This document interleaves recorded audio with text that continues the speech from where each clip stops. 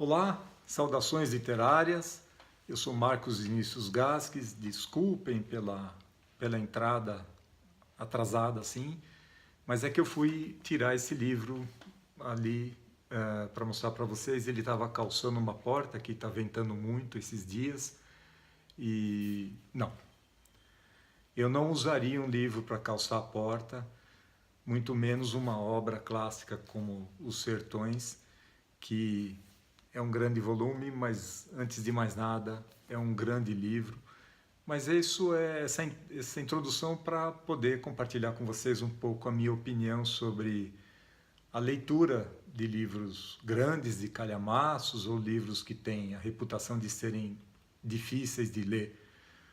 Os Sertões, ele é um clássico da literatura nacional.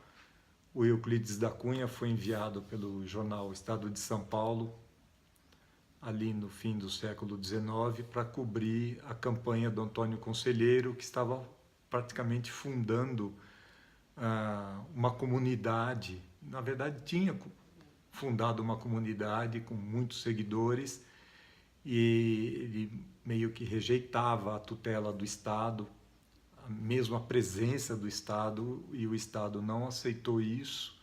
O Estado, eu digo, a federação, e mandou sucessivas campanhas militares até acabar com essa iniciativa, e acabar liquidar até o último homem. O Euclides da Cunha, ele fez essa obra em 3 partes: a terra, o homem, a luta, e nessa parte a terra ele faz uma descrição física do que é o sertão da Bahia, o sertão nordestino, que muita gente acaba não conhecendo por uma razão ou por outra, mas faz parte do país, faz parte do contexto desse episódio da história do Brasil. E ele descreve a condição física, a terra, a vegetação, as condições meteorológicas. E é possível ler Os Sertões descartando essa introdução, que é longa, e muita gente faz isso, não lê a terra. Eu entendo que isso é um desperdício.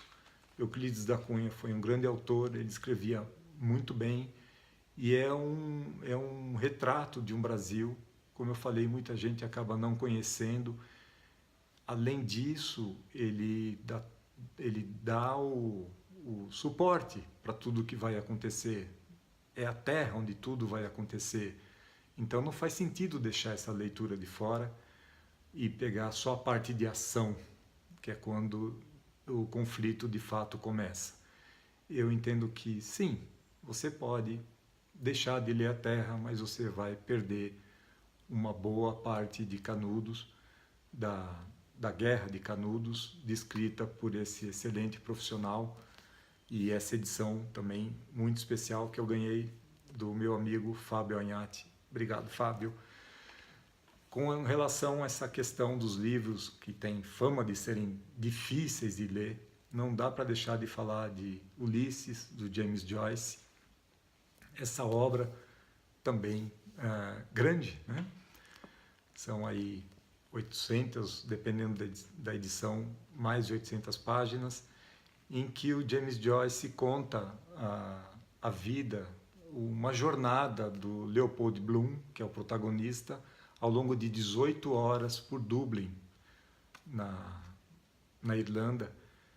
E isso acontece no dia 16 de junho, e o que é muito bacana, todo dia 16 de junho, em pubs ao redor do mundo, as pessoas se reúnem para celebrar o Bloom Day e bebem cerveja irlandesa ou cerveja nacional, falam ou não sobre o livro, mas é uma data para celebrar essa história.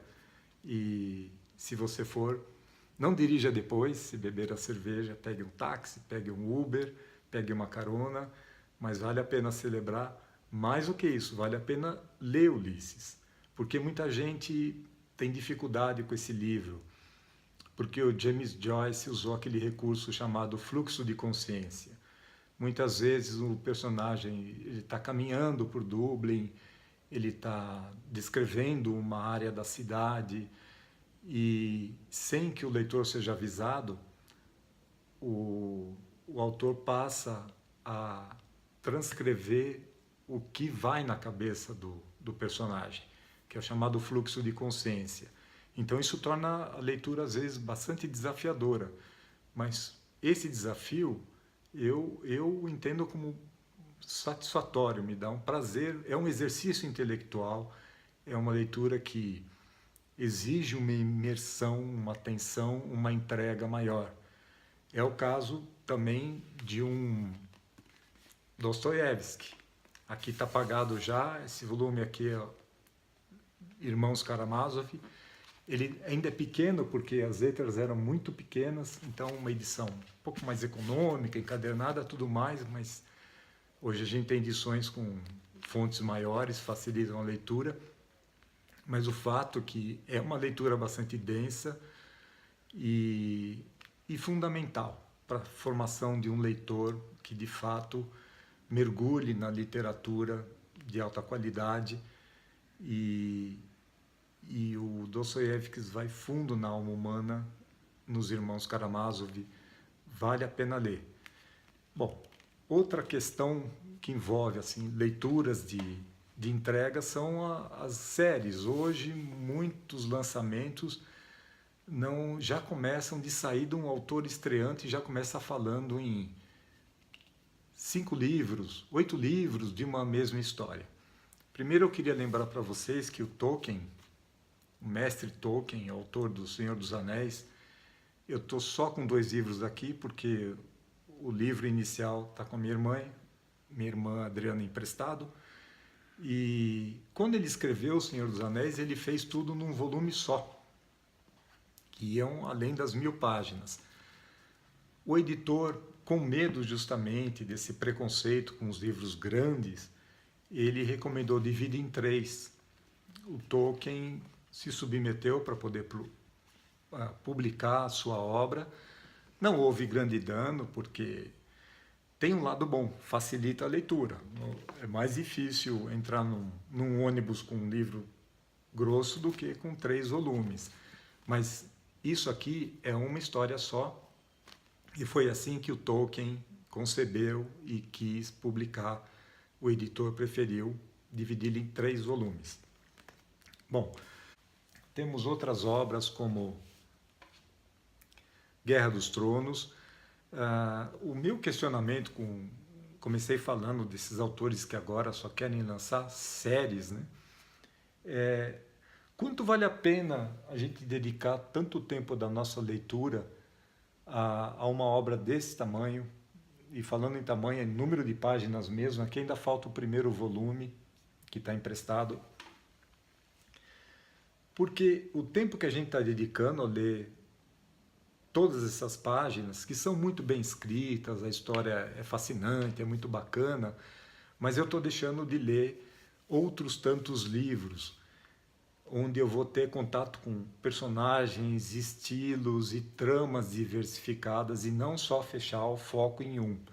Então eu tenho, ao mesmo tempo que mais e mais autores estão lançando séries longas, eu estou criando uma certa resistência a essas séries. Depois que o Steve Larson morreu e a Companhia das Letras tinha lançado os 3 primeiros volumes da série Millennium, O Homem que Não Amava as Mulheres, eu acabei descobrindo na biografia do autor que ele planejava, na verdade, 10 livros. Bom, quem não leu ainda, vale a pena. Lamentavelmente, o Stieg Larsson, ele morreu aos 50 anos de idade, depois de entregar os originais da sua obra. E eu não sei o que ele teria escrito depois, como ela ia ser desenvolvida. Houve até um conflito com relação aos direitos da viúva, com quem de fato ele não era casado, e a família dele. Enfim, foi lançado, se não me engano, um 4º volume que eu não vou ler, porque ele foi feito a partir de fragmentos do que o Larson deixou e não de fato foi escrito por ele. E eu não sei se eu leria os 10 livros. Por melhor que seja essa história é muito interessante, é um policial de primeira qualidade, com um texto muito fluido, mas isso sustentaria durante 10 volumes? Eu não sei, eu não tenho certeza. De novo, eu gostaria de estar lendo outras tantas obras, outros estilos, outros autores, ao invés de ficar meio quase que refém de uma só obra. Bom, é isso que eu queria compartilhar com vocês. Tem casos e casos.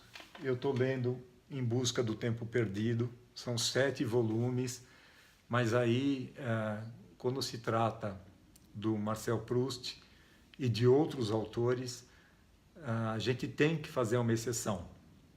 A gente tem que ter um enfoque diferente. Claro que quando ele escreveu tudo isso e a história ele em busca do tempo perdido, o tempo que foi embora, e ele vai resgatando ao longo desses 7 volumes, é uma obra primorosa. E hoje o que a gente vê é muita gente pensando em termos de lançar uma trilogia, uma tetralogia, uma pentalogia, já com um foco essencialmente comercial. Então, muitas coisas são esticadas, são espichadas, são desenvolvidas ao longo além da necessidade para uma obra fluir, só com vistas comerciais. E aí eu tenho uma certa resistência com relação a isso. É isso, bom, não tem nenhum problema, não é nenhuma crítica. Quem gosta de seguir longas trilogias e quadrilogias, ler é o que importa. É só uma reflexão minha com relação a quanto de fato dedicar tanto tempo para uma só trama e só um grupo de personagens, ou diversificar o nosso universo de leitura, incluindo os livros que têm fama de serem difíceis. Vamos pôr o cérebro para trabalhar bastante. Com isso, boas leituras, até a próxima.